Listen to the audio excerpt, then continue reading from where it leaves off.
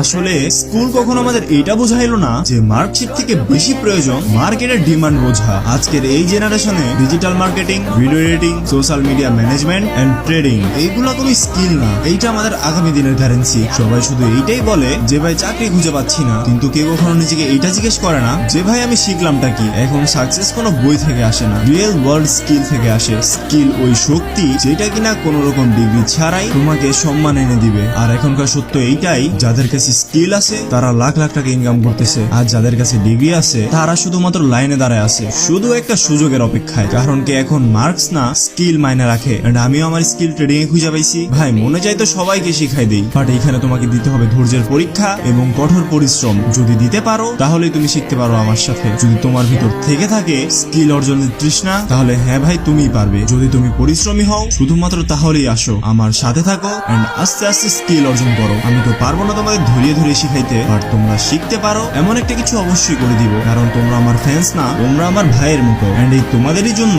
আমি হয়তো আজ এখানে আসতে পারছি। তো যদি মনে হয় তোমার আসা দরকার, লিঙ্ক আমি বায়োতে দিয়ে রাখছি, আইসা পড়ো, ডেইলি লাইভে আসবো এন্ড তোমাদের সবার সাথে কথা বলবো।